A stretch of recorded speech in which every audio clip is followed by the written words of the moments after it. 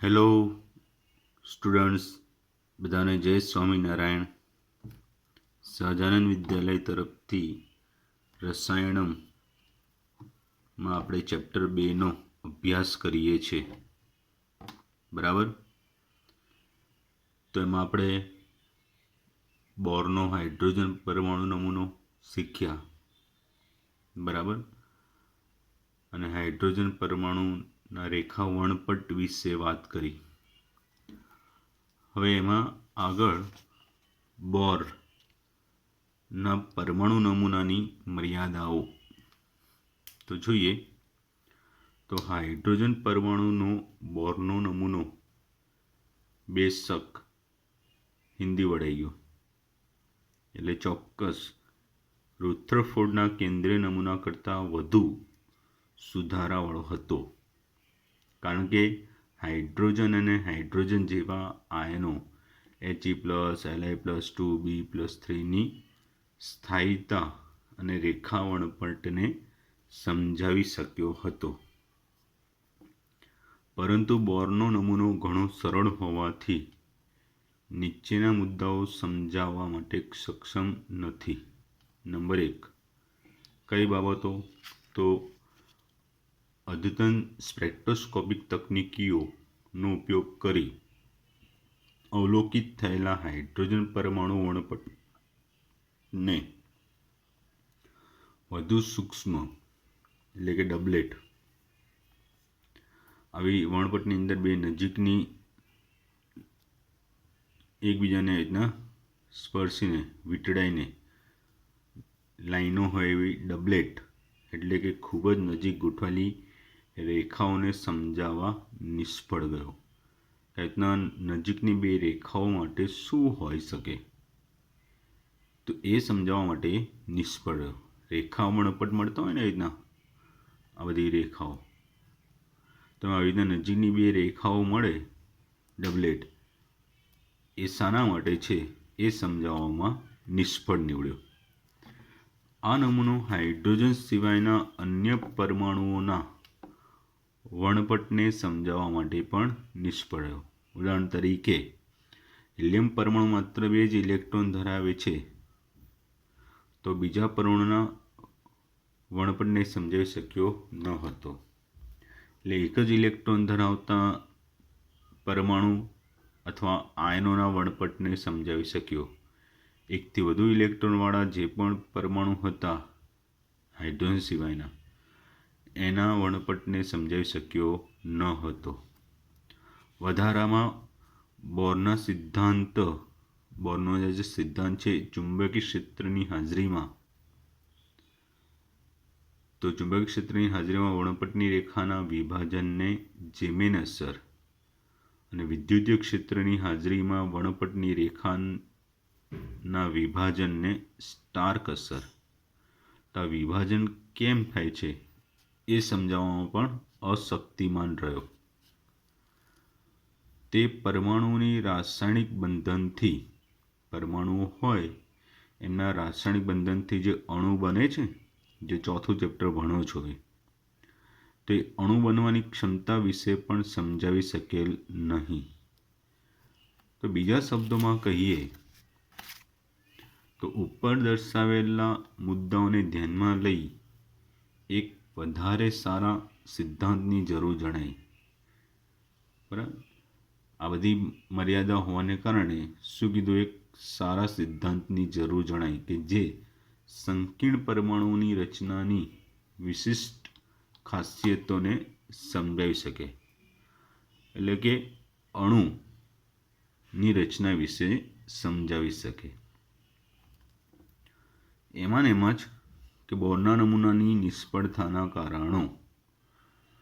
તો હવે બોરના નમૂનાના નિષ્ફળતાના કારણો સમજી શકાય કે બોરનો નમૂનો જે છે ઇલેક્ટ્રોન ભાર ધરાવતો કણ હતો.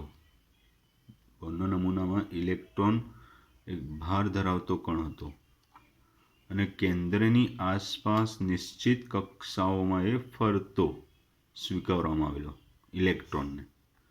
બરાબર. એ રીતના ભારવાળો અને કેન્દ્રની આસપાસ એ શું કરતો? ફરતો સ્વીકારવામાં આવેલો. બોરના નમૂનામાં તરંગ પ્રવૃત્તિને ગણતરીમાં લીધેલી નથી. તરંગ પ્રવૃત્તિઓ હતી એને ગણતરીમાં લીધેલી નથી. બીજું કે કક્ષાઓને નિશ્ચિત પથ ગણવામાં આવેલી, પરંતુ આવી રીતે કક્ષાઓને નિશ્ચિત ત્યારે જ કહી શકાય કે ઇલેક્ટ્રોન સ્થાન અને વેગ બંને ચોકસાઈપૂર્વક એક જ સમયે જાણતા હોઈએ. બરાબર. એટલે શું? એક તો ઇલેક્ટ્રોનને કેવો કે કેન્દ્રથી વર્તુળાકાર માર્ગે ગતિ કરતો કક્ષામાં ફરતો સ્વીકાર્યો. એમાં કોઈ એવી તરંગ પ્રવૃત્તિને ગણતરીમાં લીધેલી નહીં. બીજું કે કક્ષાઓને એક નિશ્ચિત પથ તરીકે ગણવામાં આવેલા, કારણ કે આવી રીતે કક્ષાઓ નિશ્ચિત ત્યારે જ હોય કે ઇલેક્ટ્રોન સ્થાન અને વેગ બંને આપણે એક સાથે ચોકસાઈપૂર્વક જાણી શકતા હોવા જોઈએ એક જ સમય. આ બાબત આપણે આગળના ટોપિકમાં હાઇઝનબર્ગના અનિશ્ચિતતાના સિદ્ધાંતથી શીખીશું. તો આ બધી બાબત છે કે વેગ અને એનું સ્થાન, સૂક્ષ્મ કણોનું વેગ અને સ્થાન એક જ સમયે આપણે હાઇઝનબર્ગના અનિશ્ચિતતાના સિદ્ધાંતથી જાણી શકાય છે. તો આ હાઇઝનબર્ગના અનિશ્ચિતતાના સિદ્ધાંત પ્રમાણે શક્ય નથી. શાના માટે? ઇલેક્ટ્રોન માટે. તો આમ હાઇડ્રોજન પરમાણુનો બોરનો નમૂનો દ્રવ્યના દ્વૈત સ્વભાવને ધ્યાનમાં લેતો નથી. હાઇડ્રોજન પરમાણુ નમૂનો છે બોરનો, એ દ્રવ્યના જે દ્વૈત સ્વભાવ કણ અને તરંગ એને ધ્યાનમાં લેતો નથી અને હાઇઝનબર્ગના સિદ્ધાંતનો વિરોધાભાસ દર્શાવે છે. કેવો? કે ભાઈ ઇલેક્ટ્રોનનો વેગ અને સ્થાન એક સમય આપણે ચોક્કસ નક્કી કરી શકતા નથી, તે જે આગળ આપણે ભણીશું જ. તો બોરના નમૂનામાં રહેલી આ નબળાઈને કારણે બોરના નમૂનાને બીજા પરમાણુઓ માટે લાગુ પાડવાનો કોઈ અર્થ નથી. એટલે આ નબળાઈને કારણે એ બોરનો નમૂનો બીજા પરમાણુને લાગુ પાડવા માટે કોઈ અર્થ રહેતો નથી. ખરેખર તો પરમાણુની રચનામાં ડોક્યું જરૂરી હતું. પરમાણુની રચનામાં આપણે અભ્યાસ કરીએ તો એ જરૂરી હતું કે જે દ્રવ્ય માટે ગુણધર્મ સમજાવે અને હાઇઝનબર્ગના અચોક્કસતાના સિદ્ધાંત સાથે સુસંગત રહે. એટલે કહેવાનો મતલબ છે કે પરમાણુની રચનામાં આપણે જો અભ્યાસ કરીએ તો દ્રવ્યનો ગુણધર્મ સમજાવે અને હાઇઝનબર્ગના અચોક્કસતાના સિદ્ધાંતને અનુસરે, સુસંગત રહે.